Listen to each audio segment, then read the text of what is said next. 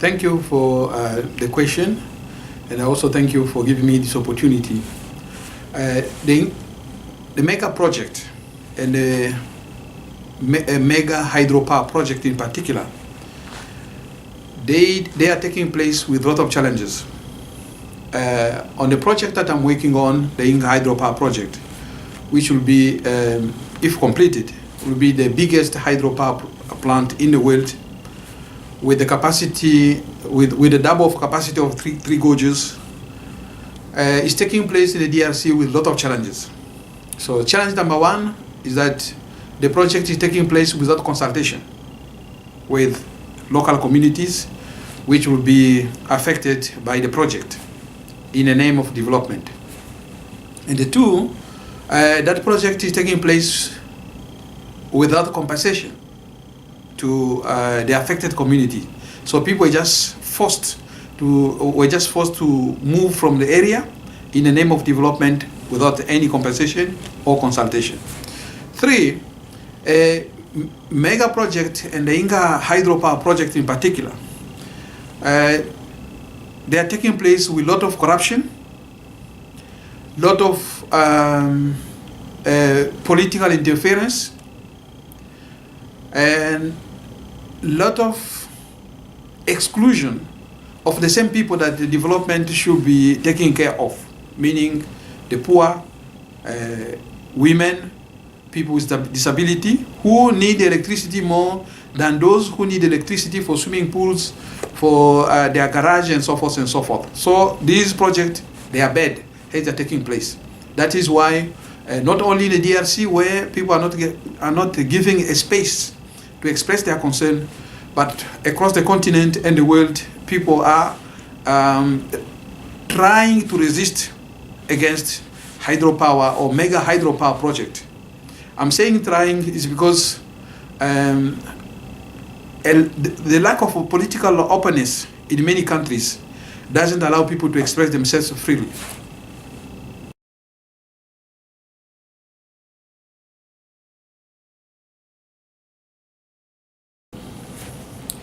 I will tell the director of Power Africa that the project should focus on household. Why that is important? It's because many people in Africa have no access to electricity. And because they have no access to electricity, they are subject to waterborne diseases because they don't have clean water. And as you may know, HIV and AIDS is rampant in Africa, and consequently, households need a lot of water to look after the sick. Electricity is good for households as well, particularly in the rural areas where women are traveling for many hours in search of water, in search of firewood, and so forth and so forth. In my study, for instance, there was a lady who was complaining that villages, they are disappearing. What is taking place there is that young girls witnessing the challenges and the hardship that their mothers are going through, they are not prepared to get married in a village. So they are going to the city, and because they are moving to the city, so boys, young men, they are following them as well, and in the process, villages are disappearing. So electrification of household is critical if Power Africa want really to have tangible result on the ground. Power Africa should also not only focus on mega hydropower project or mega thermal project, but it should also focus on small project, because small project they have small impact. Small project, they are easy to run. Small project, they can help people at the vicinity of these infrastructures. Otherwise, Power Africa can just replicate what have been taking place before, such as producing electricity for export, producing electricity for multinational corporation, producing electricity which doesn't help people, ordinary people on the ground. And that in the process, may create tensions, social and political instability, which may undermine in the long run the same financial gain that Power Africa is trying to do.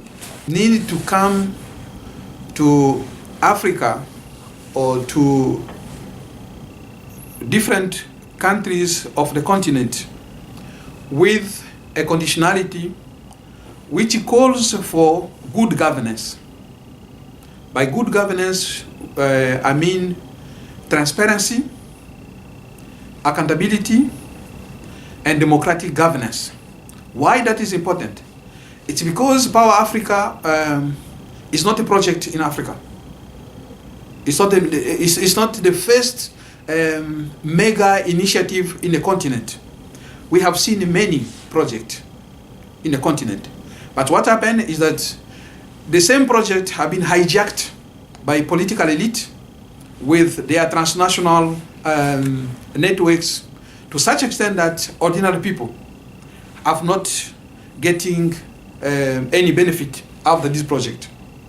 Two, these projects, they are dispossessing local communities of their resources, such as land, water, forest resources, and also some kind of social capital.